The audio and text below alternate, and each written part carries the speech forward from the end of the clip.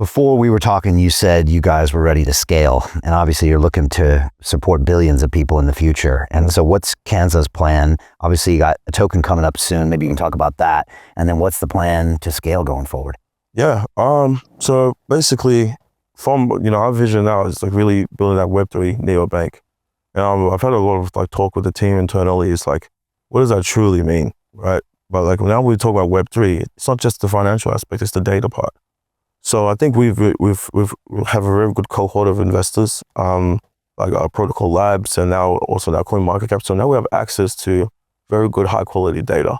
So now with all that data aspects and these different type of, tools that we can really build on, that's what part of how I see, speaking from my perspective, is that you have the stablecoins and FX, foreign exchange.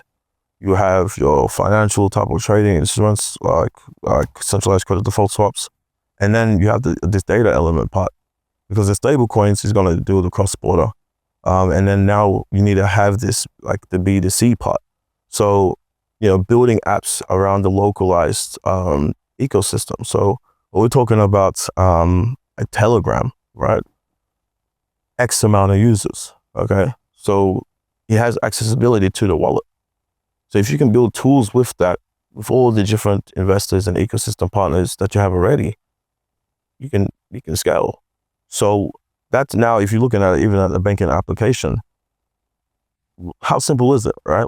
So if you have your access to your wallet and it's ready in a tool where you're doing the messaging, and the messaging is the data element part now, then you can really basically onboard. Because when we did an analysis of all these different mini applications and all these different startups that were doing gaming, like the top countries were all within like Africa, but then if it wasn't that, it was like Bangladesh, Turkey.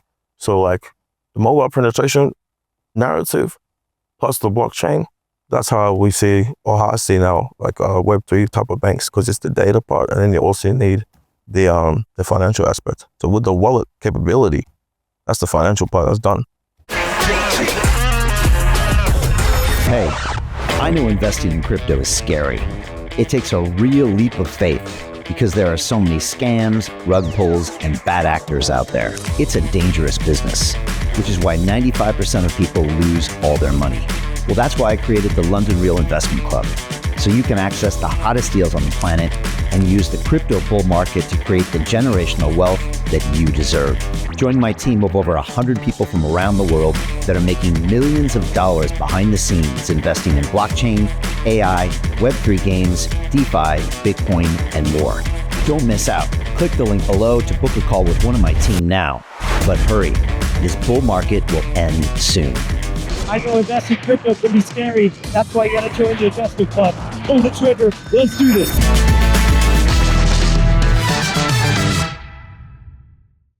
It's like the WeChat for Africa. That's it. By leveraging Telegram. That's it. Is Telegram going to be the future of scaling for you guys in the medium term? I think from a B2C angle, for sure. It's going to be a very good tool. If you talk about creating your own application and go all these different marketing channels, but if you're, like I said, localized, if I'm already using this, let's build on top of this type of infrastructure stacks. But the B2B side is just really now, onboarding clients, everything within, every part of the world is all trust.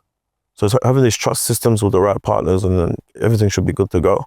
And I think that's the part now where we can take all of our, globally recognized investors and partners with all these different regulations across the world, get the best parts of that, and then basically, like I said, utilize the Web3 type of ethos and build and present that into these different aspects. So the interesting part that I see, especially across the African continent, is that you have, all these different, regulations.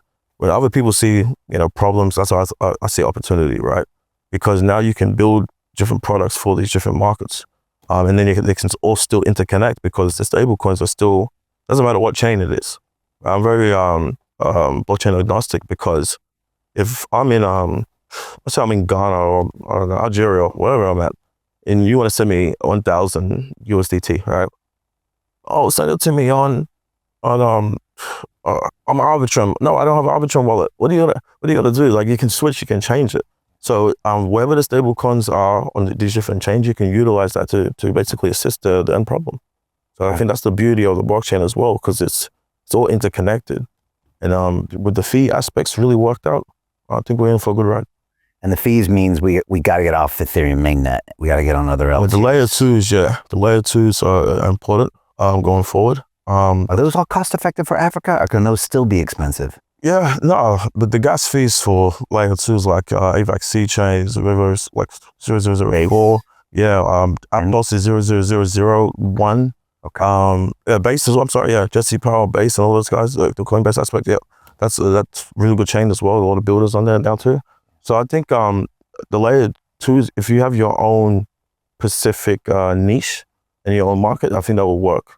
You have, I say around 2017, there was a how I looked at it, you had like Neo, which was for like China, yeah, like Stellar, which was more towards Africa, right? Ethereum was really more of the global, but then Asia as well. Filecoin really in the Korean market. But now we've grown, I think we've grown past that. And now it really comes down to the interoperability. To continue watching the rest of the episode for free, visit our website londonreal.tv or click the link in the description below.